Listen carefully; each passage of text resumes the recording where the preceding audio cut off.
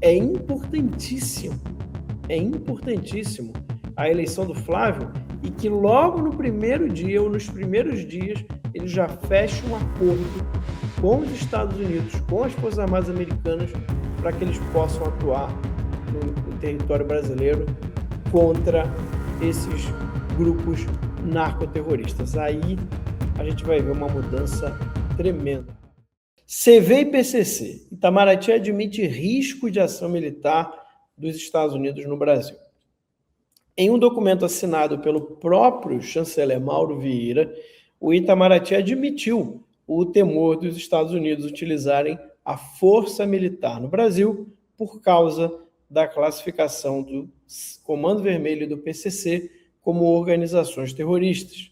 A informação consta em uma resposta do Itamaraty a um pedido de informação feito pela Câmara.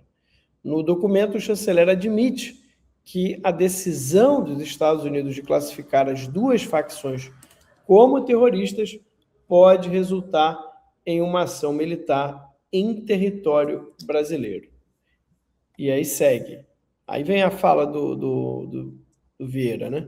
A referida classificação unilateral poderia ser invocada como justificativa para ações extraterritoriais sobre instituições brasileiras, em particular no âmbito financeiro, migratório e penal. Há, ademais, o risco de uso da força militar dos Estados Unidos contra o território nacional. Fecha aspas aí para o Vieira. E aí segue aqui a matéria. O chanceler ressalta que não houve comunicação formal do governo americano sobre a decisão. Segundo ele, a medida foi um ato unilateral dos Estados Unidos, o que desobriga o Brasil a se manifestar formalmente sobre o assunto. E aí, mais uma frase do Vieira, o processo, aí ele põe estadunidense, aí tu já sabe, né, Rafa? Estadunidense, tu já sabe, né?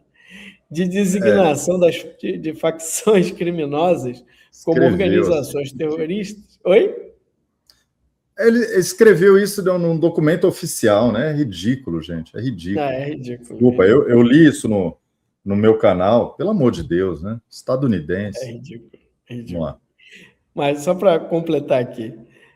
O processo estadunidense de designação de facções criminosas como organizações terroristas é ato unilateral que, portanto, não requer manifestação formal do governo brasileiro. Ainda assim, o governo brasileiro tem externado sua posição a essa medida, né? Sua posição contrária a essa medida, né? Diga-se de passagem. E aí a matéria encerra dessa forma aqui. Ó. Além de uma eventual ação militar em território brasileiro, o chanceler lista outros problemas que a decisão pode acarretar. Segundo ele, a classificação pode ter impactos relevantes, tanto no plano econômico quanto no da soberania nacional. Então, soberania.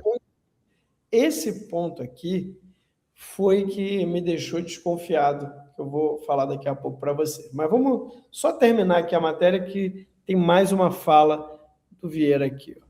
A designação pode servir para que autoridades estadunidenses apliquem medidas administrativas e judiciais de caráter unilateral e extraterritorial contra pessoas, empresas ou organizações brasileiras, inclusive contra aquelas sem vínculo direto com os Estados Unidos ou cuja ligação com os grupos designados seja indireta ou meramente involuntária.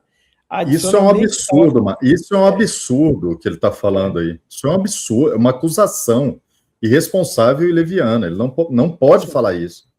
Vamos seguir.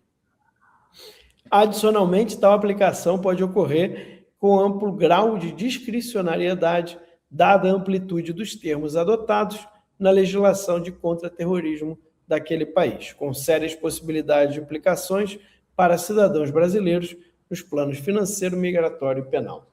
Está aí, então, a fala do chanceler. E o interessante aqui é o seguinte, né, Rafa? Eu vi algumas pessoas comentando sobre isso daqui, como se pode ser um recado que os Estados Unidos mandou, enfim. Mas eu tendo a pensar isso daqui de ser mais uma pecinha aí, mais mais um tijolinho nessa narrativa que o Lula, que o PT está colocando, de que essa classificação vai contra a soberania nacional, é o imperialismo estadunidense, enfim, toda essa baboseira. Por quê? Gente, pela lei americana, pode acontecer um ataque? Pode. Pode ter uma interferência militar? Pela lei americana, estritamente falando, sim. Porém, é muito improvável que isso aconteça a curto prazo. Tá? Ah, mas e a Venezuela? A Venezuela, eu expliquei isso logo no início de toda essa história, né? A Venezuela era uma situação muito distinta. Por quê? Porque os Estados Unidos não reconhecia Maduro como o líder legítimo da Venezuela. Os Estados Unidos tinha provas da fraude. Então, era muito diferente a situação de você ter um líder ilegítimo que está ali, que era considerado o chefe do cartel de drogas, né, o cartel de Los Soles, que, se eu não me engano, também foi classificado como organização terrorista estrangeira. Então, era uma situação muito, muito diferente nesse caso. Então, uma interferência militar sem o apoio do governo brasileiro em território brasileiro é muito improvável.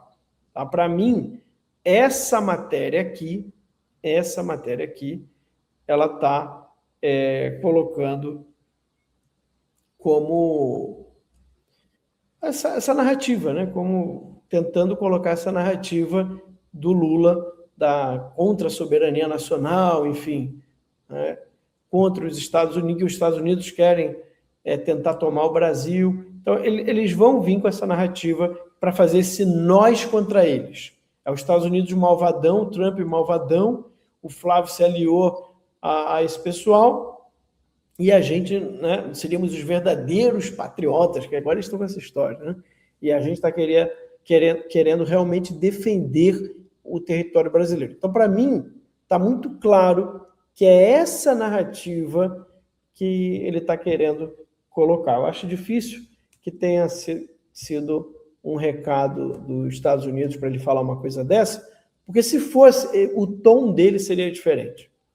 Se ele estivesse se sentindo de alguma maneira intimidado, o tom dele seria diferente. Então, eu acredito, Rafa, que aqui eles estão jogando para a galera, eles estão querendo fortalecer essa narrativa do PT e do Lula contra a classificação de organização terrorista, assim como o André Rodrigues falou que essa classificação atrapalhou, a sanção atrapalhou, conversa furada como sempre. Então, assim, é importantíssimo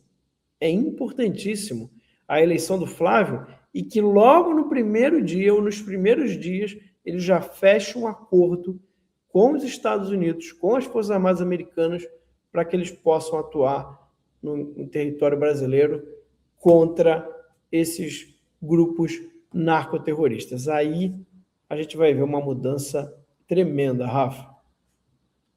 Max, estou totalmente de acordo com a sua avaliação de ser, mais uma vez, uma propaganda, né? Isso é um discurso bem vazio para quem usa o mínimo de neurônio, vem com a história de soberania de novo, quando eu acabei de mencionar que está entregando toda infraestrutura, transporte, logística do Brasil para a China. E aí, esse é o perigo de verdade. E não é o que vai acontecer, já está acontecendo. Não é só no governo federal, nos estaduais também. Vamos voltar aqui para esse ponto. Esse discurso é uma palhaçada. E é irresponsável, é leviano. Este Mauro Vieira, que está aí como chanceler do Brasil, ele é um fantoche, gente. Entenda bem. Ele foi colocado ali para receber ordens do Celso Amorim. O Celso Amorim é um panaca de um comunista ligado ao regime de Fidel Castro, hoje de Díaz-Canel, em Cuba. Né? Ele faz, a escola dele é o comunismo latino-americano. O mais estúpido de todos os comunismos, né, do mundo é o latino-americano, é a escola do Celso Amorim. E ele fica aplicando isso como propaganda, como uma repetição de mantras. Isso é mais comunicação do que tudo. Porque você falar, os Estados Unidos, aquele ponto em particular que eu mencionei antes, enquanto você lia, Max, é porque é o seguinte, olha, vai atacar, inclusive, quem não tem a ver com o PCC e o CV. Como é que você fala isso, gente? É querer dizer que qualquer cidadão brasileiro pode ser alvo de um ataque? Não, isso não vai acontecer. Os Estados Unidos sequer atacariam militares brasileiros. Nem soldados brasileiros eles atacariam. Eles poderiam, sim, bombardear em algum momento posterior pista de pouso usada pelo tráfico, né? Algum porto clandestino que está sendo usado. Aí sim, isso pode acontecer. Também vou deixar bem pontuado aqui, Max, daqui um mês, daqui 31 dias, vai assumir Abelardo de La Espriella, na Colômbia. Tá? Vai coincidir praticamente com o começo das campanhas eleitorais no Brasil. E o Abelardo já disse, e ele já está tratando disso com os Estados Unidos. Por isso que o Gustavo Petro está com medo, a turminha dele ali está com medo. O Abelardo vai usar as Forças Armadas da Colômbia, junto com a polícia colombiana, para bombardear o que tiver que ser bombardeado dentro da Colômbia. E pode contar com o apoio dos Estados Unidos em algum momento. Tá? Isso é muito forte, porque pela primeira vez agora vai acontecer esse tipo de ação, seja na Venezuela, explodiram, acabaram, Max, com um barraco lá, o esconderijo do líder do trem de Aragua virou fumaça e poeira, né? Um míssil americano. Isso não aconteceu quando os Estados Unidos combateram o cartel de Medellín, o cartel de Cali, o Pablo Escobar, era ali, no tiro, na pistola, né? Ajudaram, fizeram um serviço de inteligência muito bom, e a polícia colombiana que acabou executando no final, naquela troca de tiros, o Pablo Escobar, acabou com o cartel de Medellín, depois o cartel de Cali, mas, enfim, eles têm vários grupos narcoterroristas. Mas míssil mesmo nunca tinha acontecido. Míssil. Drone nem existia. Nem tinha drone. Né? 70 até o começo dos anos 90 não existia. Agora tem drones que podem ser utilizados. Aí você vai falar, pô, drone, mas é pesado. Gente, o tráfico do Rio de Janeiro usa drone. O tráfico, o PCC usa drone na floresta amazônica. O Comando Vermelho usa drone. O que você vai fazer do outro lado? Vai usar também. Vai usar. E é lógico que os exércitos têm os melhores drones para acabarem, para destruírem. Né? Tá provado com os barcos que são vaporizados no Caribe e no Pacífico toda semana. O Comando Sul está destruindo o barco. As declarações aqui do Itamaraty são irresponsáveis, mas da esquerda a gente não espera mais nada. Semana passada eu fui lá e gravei um vídeo, Max, na frente do Itamaraty, porque o comportamento da diplomacia brasileira desceu a um padrão nunca visto. Mesmo que a gente tenha acompanhado o governo Dilma, o governo Lula, foi muito ruim o boicote que o Itamaraty fez ao governo Bolsonaro, inclusive naquele evento da ONU, na Assembleia Geral da ONU em Nova York. A gente acompanhou tudo isso, mas se a gente achou que não dava para descer mais, no fundo do poço tinha um alçapão.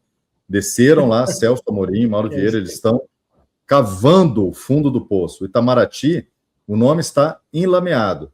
E aquilo que eu acho que eu comentei numa postagem sua, Max, esta porcaria deste Itamaraty, do Rio Branco e tudo mais, tem concurso, é o único lugar que tem concurso obrigatório anual na Constituição brasileira.